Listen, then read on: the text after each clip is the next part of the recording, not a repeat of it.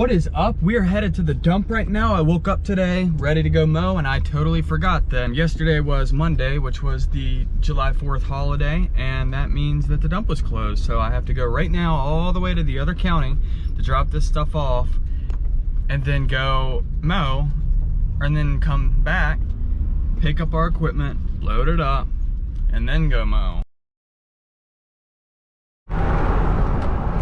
So currently I'm on the interstate eating a peanut butter and jelly sandwich, recording myself and checking my email and trying to make sure this brush doesn't fly off from either the draft of an 18-wheeler or going too fast. So far so good. It's a little bit, it's sticking out past the fender well, the brushes. So hopefully nothing flies up and hits anybody. I've got some tie downs on top of the brush.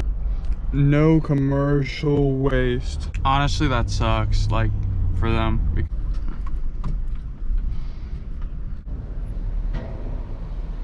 Is county home or business? Home. Is that a 10-foot trailer? Yes. What's your county address? Your name? Oh, brush? Yeah. Brush pile. All right, thank you. Wow, it is hot out here. My thermometer says 94 degrees and I can feel the heat. Just finished dropping the stuff off, but anyway, so how it works is if you live in the county, you get 12 drop-offs per year, either bulk or brush or whatever. And, you know, obviously that's one per month. Not everybody uses theirs, you know, equally, so you get 12. And they're connected to your address, and you also have to give them your name. I'm not sure if they look up your name, but it is definitely tied to your address. And I'm not sure if they take your license plate or not either, but anyway, so if you use more than 12, you'd have to, you know, use a commercial dump and you'd actually have to pay, but those 12 residential dumps that you get are free. So we don't do much bush trimming or anything that would require us to dump a lot of brush or bulk, so usually we can dump for free, which is nice. All right, well, got the mowers loaded up, done with the dump and everything. It's time to start mowing.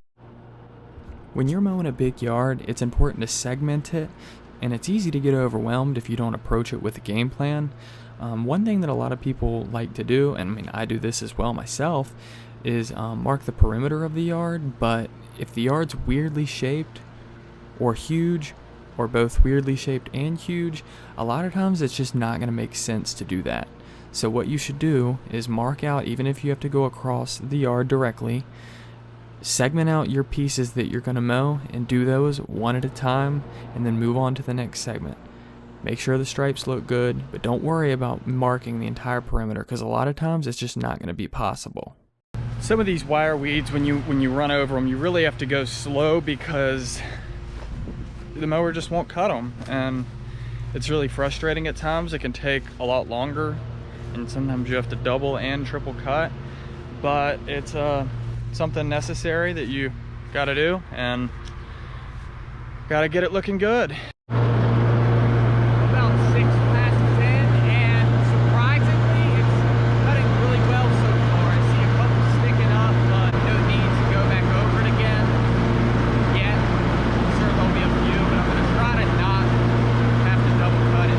When you're mowing a big field with tall grass, one of the things I do to keep my mower from getting bogged down, no matter how powerful of a mower you have, you know, you blow grass the same direction every time, it will get bogged down, is I'll blow it the opposite way from which I'm going, and then I'll put the chute blocker down against the uncut grass that I'm mowing, and it really does a good job of, you know, keeping the grass clippings from getting too built up.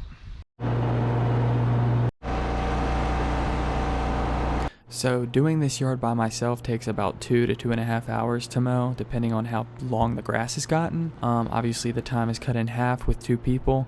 It's one of the biggest yards we mow, but it's a good money maker and I enjoy mowing it. Thanks for watching, and if there's literally anyone out there that watches my videos for even a second, please let me know what you would like to see. This is a Princey the Truth production.